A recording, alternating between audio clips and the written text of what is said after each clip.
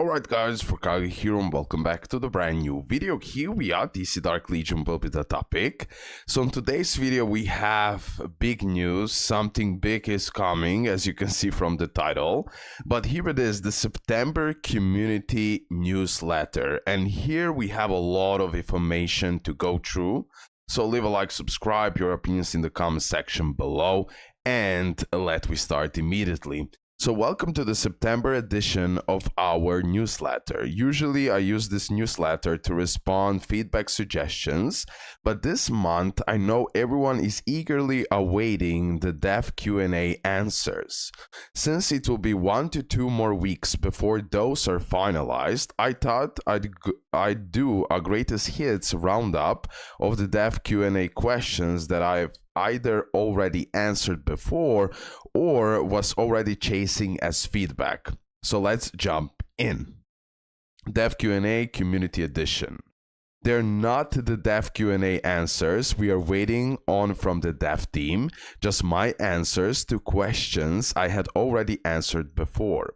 Regular reminder, the dev plans are always subject to change. This newsletter only represents our thoughts at this moment in time.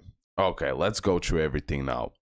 There is a lack of endgame use for drones, chips, etc., and it's become more and more difficult to earn Day 1 Supreme Commander points. Yeah, really good question. We started working on an endgame tech system for this last month. It's a bit early to share details, but I've been assured by design it should function as an essentially infinite use for drones and chips. If there are still uses with Supreme Commander after the system is implanted, if there are still issues, we can revisit the question separately. We are maxed out on leak technology. When are we getting more? This is also in the works, but anything new we add, you will eventually max out on too. So please keep in mind the whole point of that make leak name greater tag is so that you have an unlimited source of leak contribution during the times you're maxed out. Will you add more legendary characters to the game? We don't plan to add more legendaries right now. The main reason is that once you upgrade your roster to primarily mythics, you're not likely to want to return to legendaries. I mean, in my opinion, that's true. I believe adding new Mythic Plus and Mythic characters is just fine. Plus, if they can add more free Mythic characters for the special events, that would be also amazing. And overall, they need to focus on ascending legendaries to mythic, okay? Legendaries may be easier to star up, but their power ceiling is lower. Take Wonder Woman. After she reaches 5 red stars as legendary, you can ascend her to mythic, but she only needs to be 5 purple stars to maintain the same power stat she had at 5 red stars as a legendary. I see some protests that legendaries are the main way that free-to-play players build a roster, but I believe that's based on a misperception that legendary easy to cultivate, mythic hard to cultivate. Legendaries are easier to star up, not just because the drop rate is higher, but also because their pool is so limited.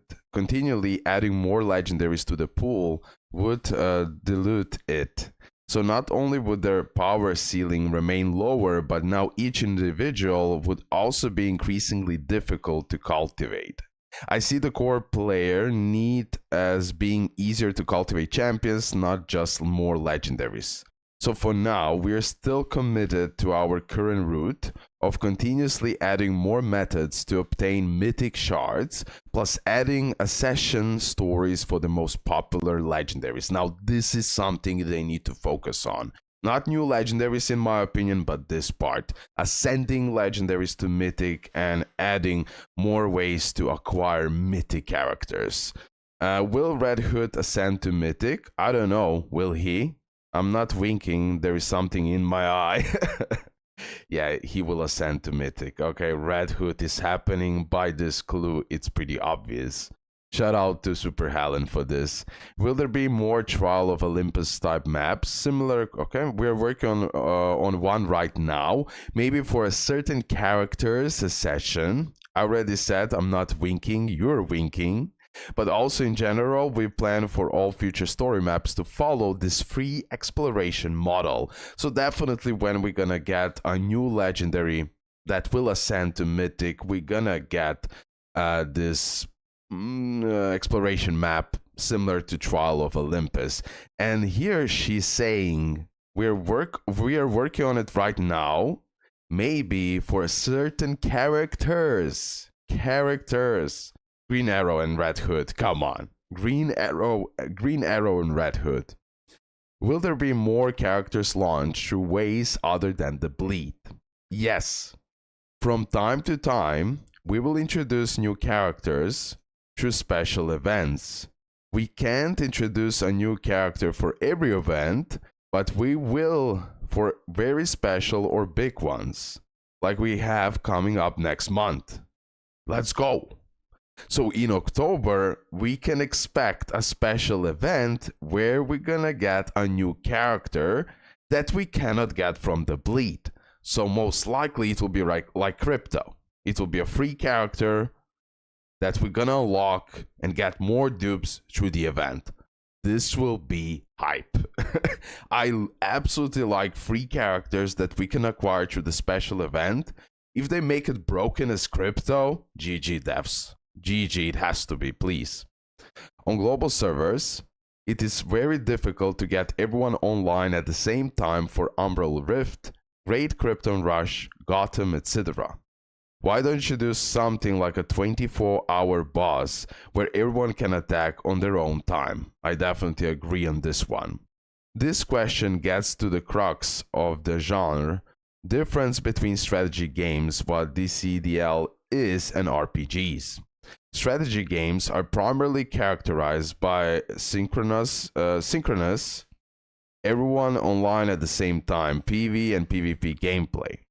That's because this genre emphasizes live tactical coordination and teamwork. Asynchronous, everyone online at different times. Game modes like 24-hour League Boss are classic gameplay mods in RPGs. That's because RPGs emphasize the individual growth of your characters. Of course, most strategic games nowadays contain RPG elements and vice versa.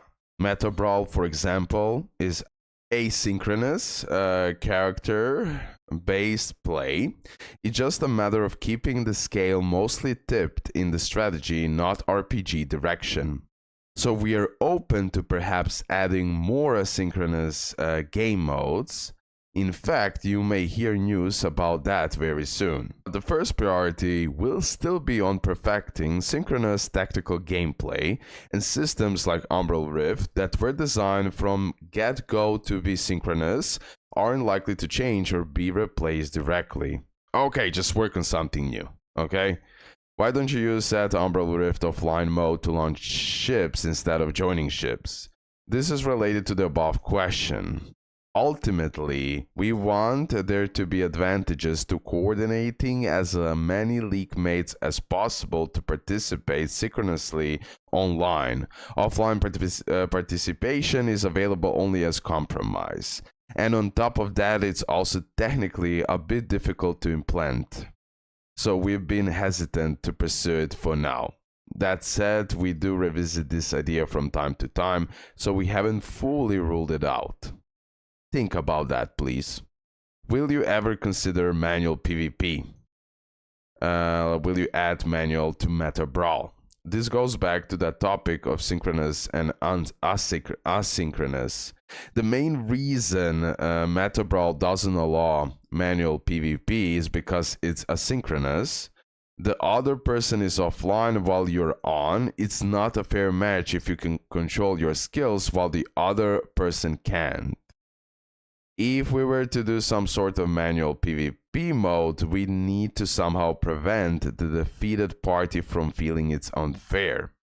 Either that, or we need to require queuing for live matches, which would be greatly change the player experience. This is also why all the live PvP modes are ship battles rather than meta brawl style matches. I I would I would really like a real-time PvP in this game, but to make it like fully fair in some way. Yeah, that will be super hard to do. That will be super hard to do in this type of game. Okay. Will we ever get skins? Long term, we're open to idea of skins, but in short term, we're still focused on expanding our roster first, because the art production process for creating a new skin is almost as involved as creating a new character. However, we started to experiment with stronger visual effects for the dedicated legacy pieces in the House of Secrets, so you may find some of this almost function like a skin. The one for Swamp Thing is extremely cool. If you haven't seen it yet, I definitely agree with that. Literally, this is something like what I said through the video, that if they keep on doing this amazing unique legacy pieces, it's like a costume at the end of the day. Will you provide a public API to allow for individual player data collection, Discord bot development, statistical collection, etc.? Honestly, we are very unlikely to do something like this. It's quite common in our industry to build competitor products by simply playing throughout a game and manually copying all the data. We can never fully stop a competitor from doing that, but we can at least avoid making it easy for them. If there are specific functions or data you're interested in that might be served by a Discord bot or even an in-game share function, you could bring it up with me and I could try to figure out if there is a way we could develop the function. Are more combat cycle bosses coming? Yes, next month. Let's go. I've been waiting this forever. It will be someone very well timed for the event and special variant. Okay, so you will see. Like, I truly believe that we are getting Death Metal Wonder Woman. Okay, I truly believe she will be the first special variant, and then the boss, the combat cycle boss, probably most logical answer is Batman Who Laughs. And I believe that special variant will work the best against Batman Who Laughs. It would just make sense. When will we know more about server merges? The function is now fully built and our Q&A team is testing it right now. If the test goes smoothly, we'll perform the first ever merge within the next few weeks. Once we confirm the first merge, the servers involved will get an email notification about their merge partner and the target date. Later, they'll get a follow-up email with specific details about how the merge will work. When the detailed email is available, I'll adapt it into a community announcement so the rest of the community can have a chance to preview how merges work. Fair enough. Will you consider support for returning players? Yes, actually. We just started working on ideas for this, so it's too early to share details, but we are working on a plan to welcome back our returning players. I think we will see it implanted by the end of the year. Thank you for reading. Again, those were my answers based on dev Q&A questions I've answered before. She added a lot of stuff, to be honest. But yeah, a lot of things were already answered, but now we know more for sure. Now the final question and answer list from the dev team. We hope to publish that within the next couple weeks. Because this is so long, I'll skip my regular roundup of feedback implanted successfully this past month and go straight to roadmap progress update. But remember to check my update notes. I'll always put a sparkle emoji next to implanted feedback.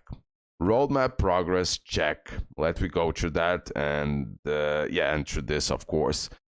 So special variant 1, still on the track for autumn event. No, she's not a bleed champion. Oh my god. I truly believe the death metal Wonder Woman will be that special event character that we're gonna get from the autumn event. And she won't be a bleed champion. Oh my god, I'm looking forward to this. And then Batman Who Laughs, Combat Cycle boss.